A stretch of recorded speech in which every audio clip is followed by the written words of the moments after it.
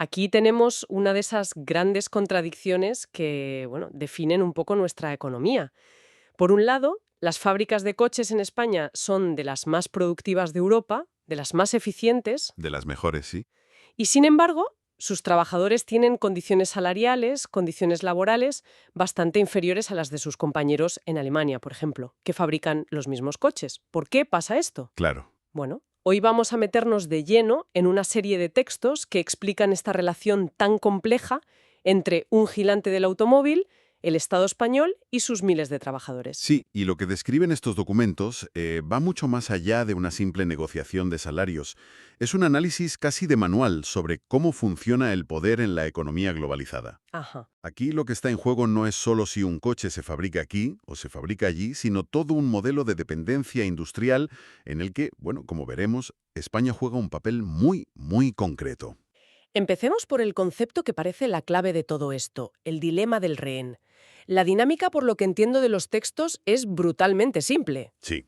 Una multinacional, en este caso el grupo Volkswagen, le dice al Estado, sin decirlo con estas palabras, claro, tengo estas fábricas, miles de empleos, o me das facilidades o me las llevo a Marruecos o a Europa del Este. Es básicamente una amenaza velada. Es la principal herramienta de presión, vamos, de cualquier multinacional que pueda deslocalizarse. Y en un sector como el del automóvil, que es estratégico para el PIB español, pues imagínate, esa amenaza tiene un peso enorme. Claro, ante la posibilidad de perder miles de empleos directos y toda una industria auxiliar, la respuesta del gobierno es casi siempre la misma. Poner dinero público sobre la mesa para asegurar que se queden. Y ahí es donde entra el famoso PERTEVEC, el proyecto estratégico para la recuperación del vehículo eléctrico. Un nombre muy rimbombante para lo que es, en esencia, una inyección masiva de dinero público, Eso es. para que las fábricas se modernicen y, sobre todo, se queden aquí. Pero es que las cifras que mencionan los documentos son mareantes. Lo son. Hablamos de que el grupo Volkswagen se ha convertido en el principal receptor de ayudas públicas en España. Solo del PERTEVEC, la cifra comprometida ya supera los 500, casi 600 millones de euros. 600 millones.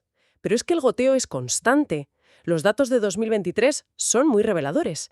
La compañía recibió casi 300 millones de euros a través de 25 subvenciones distintas. Espera. Casi 300 millones en un solo año. Es una cantidad de dinero que cuesta hasta imaginar. Y he leído un dato que me ha dejado helada. Con esa cifra, desbancó a Telefónica como la empresa más subvencionada del país. A Telefónica, ¿sí? Telefónica. Eso sitúa la escala del asunto en otro nivel. ¿Cómo se justifica públicamente una transferencia de dinero así a una empresa privada que además tiene beneficios milmillonarios? Bueno, la justificación oficial se basa siempre en el llamado efecto arrastre. La idea es que la inversión se defiende sola porque cada empleo directo en una de estas fábricas crea, según las estimaciones, entre 3 y 5 empleos indirectos. En la industria auxiliar, logística, servicios, exacto. Se argumenta que no se está subvencionando a una empresa, sino a todo un ecosistema industrial. El problema es que esta lógica le otorga a la compañía un poder de negociación casi absoluto. Y plantea una pregunta de fondo. ¿Quién tiene realmente el poder aquí? ¿Y es sostenible esta dependencia a largo plazo? Claro, porque una vez que abres esa puerta, la empresa sabe que puede volver a llamar cada vez que haya que adjudicar un nuevo modelo. Pero lo que me parece todavía más alucinante es que esta subasta no es solo entre España y otros países. No, no. Es una competición interna entre nuestras propias comunidades autónomas. Navarra y Cataluña, donde están las principales plantas, compitiendo entre sí por mimar a la empresa. Es una dinámica perfectamente racional desde el punto de vista de cada gobierno autonómico, pero bastante perversa si la miras en conjunto. Sí. Ambas regiones saben que su tejido industrial y miles de empleos dependen de esas fábricas, y actúan en consecuencia. Y ese mimo del que hablan los textos no es solo dinero, es crear un ecosistema completo de ventajas a medida. Vamos a detallar un poco esos mimos, porque son muy concretos. En Navarra, por ejemplo, el gobierno foral considera la planta de Landaven su motor industrial. No es una exageración, es que representa casi el 15% del PIB de la región. Casi nada. Así que, además de darle 40 millones de euros directos, le ha mejorado infraestructuras a medida, como los enlaces ferroviarios para la fábrica, y le ofrece ventajas fiscales a través de su régimen foral, que son muy superiores a las del resto del país. Y en Cataluña el guión es muy parecido con el proyecto Future.Fast Forward de SEAT. La Generalitat ha puesto sobre la mesa más de 89 millones de euros en ayudas directas. 89 millones. Pero quizá lo más importante es la presión política que ha hecho para priorizar infraestructuras que la empresa llevaba años pidiendo, como el corredor mediterráneo, que es vital para que puedan exportar sus coches de forma más barata y rápida. Claro. A eso le sumas un trato preferente en el puerto de Barcelona, con tasas reducidas, zonas de almacenamiento exclusivas, vamos que se les pone una alfombra roja. Vale, entiendo el panorama macro. El Estado y las autonomías ponen cientos de millones sobre la mesa para que la fábrica no se vaya. Una apuesta estratégica, discutible, pero comprensible. Pero me cuesta conectar eso con el día a día en la línea de montaje. Claro, ¿Qué significa todo este dinero para la persona que está ahí apretando tornillos 8 horas al día? ¿Su vida mejora? ¿Empeora? desde luego que los textos hablan de esto, y la conexión es directa y, según los documentos, bastante cruda. Se describe un ciclo que se repite cada pocos años y que llaman el chantaje de la adjudicación de modelos. ¿El chantaje de la adjudicación? Es el momento en el que toda esta presión se traslada del despacho del político a la mesa de negociación del convenio colectivo. ¿Y cómo funciona exactamente ese ciclo? Pues mira, es casi un ritual. La matriz en Wolfsburgo, en Alemania, anuncia que va a lanzar un nuevo modelo de coche eléctrico. Inmediatamente se abre una competición interna entre todas las plantas europeas del grupo para ver quién se lo queda. ¿Y ahí es cuándo? Ahí es cuando la dirección de las plantas españolas se sienta con los sindicatos y les pone sobre la mesa las condiciones para que la fábrica sea la elegida.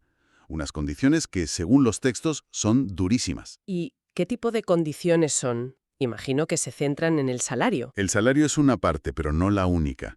Las exigencias suelen girar en torno a 3 ejes. El primero es lo que llaman paz social. Paz social. Se pide a los sindicatos que firmen un compromiso de no convocar huelgas durante toda la vigencia del nuevo convenio, que suele ser de 4 o 5 años. Básicamente, renunciar a su principal herramienta de presión. El segundo eje, supongo, será la flexibilidad. Flexibilidad total. La empresa quiere tener la capacidad de cambiar turnos, organizar jornadas de trabajo en fines de semana o incluso cerrar la fábrica a días sueltos con un preaviso mínimo. El objetivo es poder adaptarse a la demanda o a cualquier imprevisto, ¿no? Exacto, como la falta de componentes que hemos visto. El coste de esa incertidumbre se traslada por completo al trabajador y a su capacidad para conciliar. Y el tercer eje, la moderación salarial. Pero, un momento. El argumento que esgrimen, según he leído, es que el coche eléctrico es más caro de producir y que los trabajadores deben ajustarse el cinturón para que la planta sea competitiva. Ese es el argumento, ¿sí? Pero, ¿no es eso una responsabilidad de la empresa?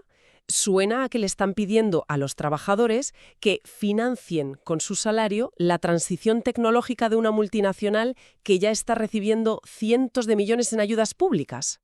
Es así. Has puesto el dedo en la llaga. Esa es exactamente la contradicción que se expone. La empresa recibe fondos públicos para modernizarse y al mismo tiempo argumenta que los costes de esa modernización deben compartir los dos trabajadores. Es increíble, y aquí entra un actor que uno no esperaría: las propias administraciones públicas. A menudo actúan como mediadores en estas negociaciones, pero es una mediación con una dirección muy clara. ¿Qué quieres decir? Que presionan a los sindicatos. Sutilmente, sí.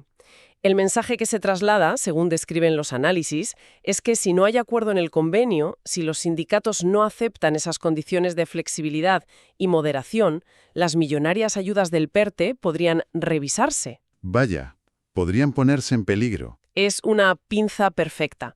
La empresa presiona por un lado y la administración, que debería velar por el interés general, presiona por el otro. Y los resultados de esa pinza se ven, claro, en los convenios firmados entre 2022 y 2026. Hay dos medidas que me han llamado mucho la atención.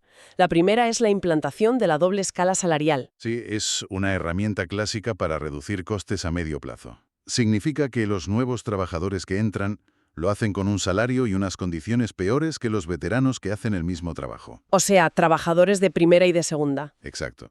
El efecto inmediato es un ahorro para la empresa, pero a largo plazo es muy corrosivo.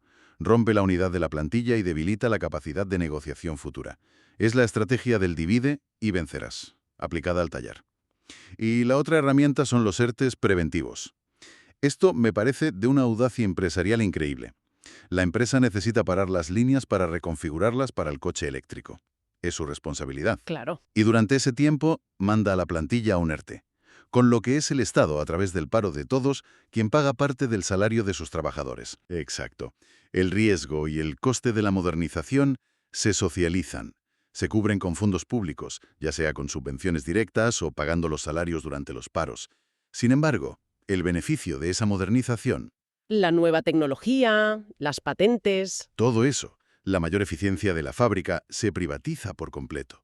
Se queda en manos de la corporación. Esto me lleva a un concepto que los textos mencionan y que me parece el nudo gordiano de todo el asunto: la trampa de la eficiencia. Porque, como decíamos al principio, las fábricas españolas son de las más productivas del grupo. Así es.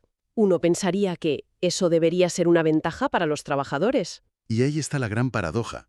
Lo fascinante aquí es el contraste con lo que pasa en Alemania. Allí, cuando una planta es muy eficiente, sindicatos poderosísimos como IG Metall usan ese dato para negociar mejoras. Por ejemplo, la reducción de la jornada laboral a 35 o incluso menos horas semanales por el mismo sueldo. Su argumento es: somos tan productivos que podemos hacer el mismo trabajo en menos tiempo. La eficiencia se traduce en más tiempo libre. Pero en España es justo al revés. Ser muy bueno te perjudica. Se utiliza como argumento en tu contra. La dirección de la planta española va a la mesa de negociación y dice: somos tan buenos y productivos que podemos asumir la carga de trabajo de este nuevo modelo sin contratar a mucha más gente. O fabricar más coches por hora con la misma plantilla. Exacto. La eficiencia no se usa para mejorar las condiciones, sino para aumentar la carga de trabajo y para justificar por qué la planta española es la candidata ideal para recibir nuevos modelos que, a su vez, vienen con más exigencias. Es un círculo vicioso. De millones de euros para que las fábricas se queden. Tenemos a los trabajadores cediendo derechos, aceptando más flexibilidad y salarios más bajos para ser competitivos. Sí. Todo este esfuerzo colectivo, este sacrificio, uno pensaría que debería traducirse en algo tangible para la sociedad, como, no sé, coches más asequibles. Pero la paradoja es que ocurre justo lo contrario. Es la paradoja final y la más llamativa de todo este entramado. Mientras los salarios en España crecen de forma muy moderada, en línea con esos convenios a la baja, el precio de los vehículos se ha disparado de una forma nunca vista. Pero, ¿cuál es la explicación para eso? Porque la industria se quejará de la inflación, de los costes. Sí, y los textos recogen los tres argumentos principales que da la propia industria. El primero es la transición al motor eléctrico. Es una tecnología que por ahora es intrínsecamente más cara, sobre todo por el coste de las baterías. Vale. El segundo es la crisis de los componentes, la famosa escasez de microchips, que ha reducido la oferta. De acuerdo. Esos dos puntos son factores externos, comprensibles. Pero hay algo más. Hay una tercera razón que es puramente estratégica y que lo cambia todo. Las grandes marcas se han dado cuenta de que les resulta mucho más rentable vender menos coches, pero mucho más caros. Con un margen de beneficio por unidad mucho mayor. Justo. Han abandonado la estrategia de volumen a toda costa por una nueva. Valor sobre volumen. Prefieren vender un coche por 40.000 euros con un gran margen que dos por 20.000 con un margen ajustado. Con lo cual, el círculo se cierra de una forma un tanto desoladora, ¿no? Es un círculo perfecto, pero desde el punto de vista de la corporación. Piénsalo. El contribuyente, con sus impuestos, financia la modernización de la empresa. El trabajador, con sus cesiones, paga la competitividad de la planta. Y el consumidor final, que a menudo es ese mismo contribuyente y trabajador, se encuentra con que el producto que sale de esa fábrica subvencionada y eficiente es cada vez más caro e inaccesible. Tal cual. Bien, hagamos una recapitulación de las ideas clave porque son muy potentes. La primera y fundamental, esa dinámica del rehén. El Estado se ve casi obligado a subvencionar para evitar la amenaza de la deslocalización. La segunda idea clave es la socialización de los riesgos frente a la privatización de los beneficios. Los costes de la modernización, los salarios durante los paros vía ERTES, todo eso se asume colectivamente. Pero los beneficios, la tecnología, las patentes, se quedan en la matriz, en Alemania. Y la tercera, esa trampa de la eficiencia que hemos comentado. La idea de que ser más productivo en España no te premia con mejores condiciones, sino que se convierte en la justificación para exigirte aún más. Exacto. Y creo que para terminar, los textos describen a la perfección el mecanismo actual. pero nos dejan con una pregunta fundamental sobre el futuro. A ver. Este modelo, basado en competir en costes laborales y en flexibilidad a cambio de subvenciones, crea una base industrial verdaderamente sólida y autónoma para el país. O, por el contrario, nos encadena un ciclo de dependencia condenando a la industria española a competir siempre en la parte baja de la cadena de valor, sin controlar ni la tecnología ni las decisiones estratégicas que al final se siguen tomando a miles de kilómetros en una oficina en Wolfsburgo.